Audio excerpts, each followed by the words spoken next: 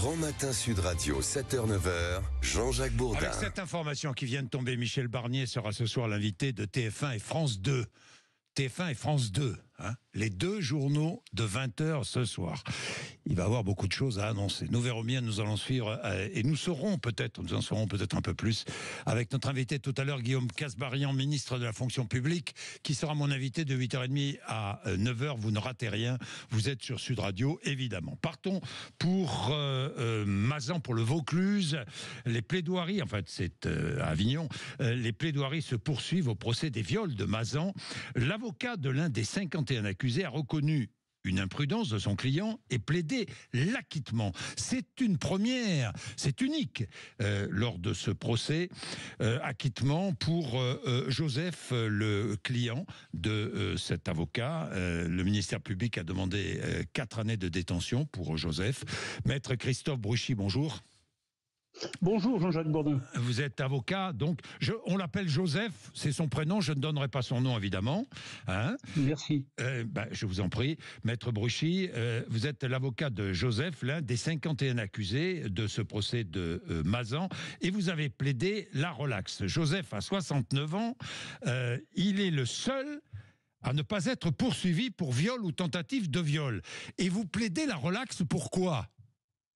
Oui, alors je vais répondre à votre question, Jean-Jacques Bourdin. Alors, si vous me permettez, juste avant, j'aimerais quand même tirer un grand coup de chapeau à Gisèle Pélicot, qui, grâce à sa décision, c'est vraiment une femme courageuse, elle a eu le courage de décider que ce procès se tiendrait non pas à huis clos, mais en public, et cette décision permet une prise de conscience invraisemblable, incroyable, et très bénéfique sur les violences sexistes et sexuelles faites aux femmes. Donc voilà, je tenais d'abord à faire cette remarque liminaire. Alors, pourquoi j'ai plaidé la relaxe ? Parce que tout simplement, c'est le travail d'un avocat et c'est mon travail. À partir du moment où mon client Joseph C ne reconnaissait pas les faits qui lui étaient reprochés, mon travail consistait à justement plaider la relaxe pour qu'il soit innocenté. Alors effectivement, il était poursuivi non pas pour viol, le viol c'est un crime dans le code pénal, il était poursuivi pour agression sexuelle qui n'est non pas un crime mais un délit, et effectivement il contestait le délit d'agression sexuelle. Et c'est pour ça que j'ai plaidé la relaxe. Comment a-t-il rencontré Dominique Pélicot,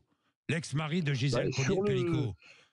Sur le site Coco, qui est un site effectivement malheureusement connu pour des choses très négatives. Il l'a connu comme ça, en tchatchant, et puis ensuite il s'est fait un petit peu rouler dans la farine, comme je l'ai dit dans ma plaidoirie. Oui, il s'est fait berner, parce qu'effectivement, il avait affaire à Dominique Pélicot, que j'ai qualifié d'ogre de Mazan. Et effectivement, cette personne qui se comportait avec les personnes avec lesquelles il invitait, et qu'il invitait dans son domicile, dans sa chambre, dans le lit conjugal. Si j'ai bien compris, sur ce site, il a invité votre client à se rendre chez lui. Exactement, pour une soirée libertine, pour des moments libertins, ce qui n'est pas illégal en France, quoi. Avec Gisèle Pélicot, avec sa femme, il avait bien précisé les choses. Ah oui, tout à fait, tout était précis, il y avait un scénario libertin. Effectivement, quand mon client est allé là-bas, en aucune manière, d'aucune façon, il a pensé que Gisèle Pélicot n'était pas consentante, quoi. Et pour lui, il arrive au domicile conjugal, pour lui c'était une évidence, quoi.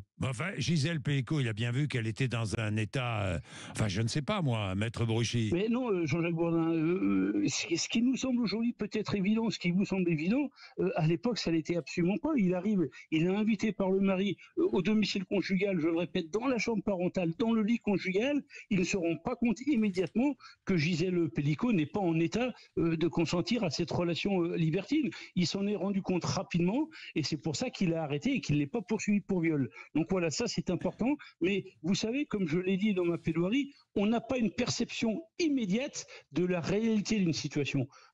Quand il est venu, il pensait voir quelque chose, il a vu tout à fait autre chose, mais il lui a fallu effectivement quelques minutes pour se rendre compte de la réalité de cette situation. Et dès qu'il s'en est rendu compte, il a dit écoutez, moi c'est pas du tout pour ça que j'étais venu, et je pars. Voilà les raisons pour lesquelles il est poursuivi pour un délit, le délit d'agression sexuelle, et en aucune manière le crime de viol.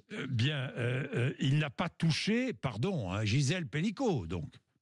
Si, il l'a touché. Il y a des actes matériels d'agression sexuelle. Il faut savoir que le délit d'agression, un délit, une infraction, Oui. il y a des éléments constitutifs, il y a des éléments matériels qui contestent pas. Là, il y a eu effectivement une ou deux caresses sur le corps de Gisèle Pellicot, mais il faut l'élément matériel qui n'était pas contesté, mais il faut également l'élément moral. L'élément moral, c'est savoir qu'on profite d'une situation. Lui n'a pas cet élément moral. On a contesté l'existence de l'élément moral. En aucune façon, il pensait abuser d'une femme qui n'était pas consentante. Pour Donc, lui, il n'y avait aucun problème. Gisèle Pellicot, comme lui avait assuré son mari, il venait pour avoir une aventure libertine avec le oui. couple Gisèle et Oui, Dominique mais Pellicot. le ministère public a demandé 4 ans de prison contre votre client. Oui, alors 4 ans, c'est énormissime, mais j'allais dire, il a demandé beaucoup plus. Il a demandé 4 ans avec un mandat de dépôt. C'est-à-dire que mon Oui. client, qui a fait 8 mois de détention provisoire et qui se présentait libre, comme d'ailleurs la plupart des accusés dans ce procès, il a demandé à ce que, si effectivement il était condamné à une peine supérieure à 8 mois de prison, qu'il retourne en prison immédiatement. Donc moi, effectivement, j'ai demandé la relaxe et en tout état de cause, j'ai dit, si jamais vous entrez en voie de condamnation, de toute manière, faites en sorte qu'il ne retourne pas en prison.